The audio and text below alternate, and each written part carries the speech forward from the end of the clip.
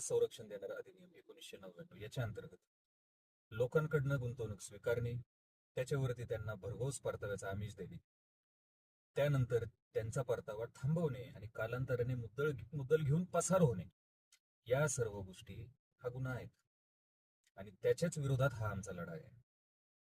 बऱ्याचशा दिवसांपासून मला गुंतवणूकदारांचे फोन येत होते का सर तुम्ही आमचे पैसे काढून द्या, आम्ही तुम्हाला एवढी टक्केवारी देतो. तुम्हाला वकिलाचा रोल आज ओपन करून सांगणं मला गरजेचं झालेलं आहे. कायद्याचा संरक्षक, गुंतवणूकदारांचा प्रतिनिधी म्हणून या सर्व प्रकरणामध्ये तुम्हाला फसवणारी जी कोणती मंडळी आहे त्या मंडळींच्या विरोधात योग्य ती कायदेशीर भूमिका घेऊन त्यांना कायद्याच्या चौकटीत ठेवणं हे वकिलाचं काम आहे. तुमच्या रिकव्हरी करण्यासाठी हा वकील नेमला गेलेला नाहीये किंवा हे काम मी माझ्या हातात घेतलेलं नाहीये.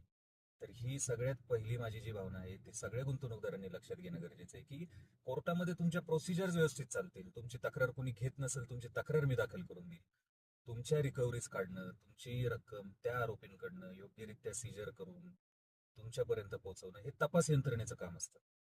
त्यामुळं मी माझी आज भूमिका स्पष्ट करण्यासाठी हा व्हिडिओ आवर्जून काढलेला आहे का यामध्ये कायदेशीर भूमिका व्यवस्थित सर्वांची मांडली जावी ही माझी भूमिका असणार आहे.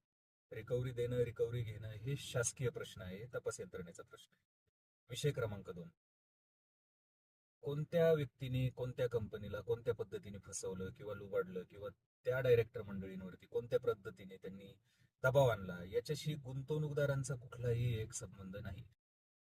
यामध्ये असं आहे का उद्या जाऊन समजा एखाद्या FIR मध्ये संचालकांना अटक झाली आणि संचालकांनी त्याच्यामध्ये नाव घेतलं या लोकांचं, आता व्हिडिओमध्ये ज्या सगळ्या गोष्टी बोलल्या जात आहेत दोन्ही बाजूंनी, या सर्व लोकांच्या कृत्यामुळं किंवा या लोकांनी माझ्याकडनं गरजेपेक्षा जास्त पैसे घेतले तर त्या सर्व गोष्टी तपास यंत्रणेने कोर्टासमोर मांडल्याच्या नंतर त्यामध्ये निर्णय होणार आहे का जे आरोप या लोकांनी लावलेले ते कमी करू ते कितपत खरे आहेत. पण त्याने गुंतवणूकदारांच्या केसवर कुठलाही फरक पडणार नाही. कारण गुंतवणूकदारांनी पैसे दिले तर हो दिले, त्यांना परतावा आला तर नाही आला, त्यांची मूळ मुद्दल गुंतली तर हो गुंतली, एवढ्याच इश्यूजवरती ती केस चालणार आहे. त्यामुळं आरोप आणि प्रत्यारोप ह्या फेऱ्या ज्या सुरू आहेत त्याच्याशी गुंतवणूकदारांचा वकील म्हणून त्यावर मत देणं मी टाळणार आहे. कारण खरं जे आहे ते कालांतराने तपास पूर्ण झाल्यावरच समोर येणार आहे. पण गुंतवणूकदारांचा कुठल्याही पद्धतीने या गोष्टींसोबत संबंध नाही. त्यांना त्यांच्या मुद्दलीशी घेणं देणं आहे, त्यांना त्यांच्या बॅलन्स अमाऊंटशी घेणं देणं आहे.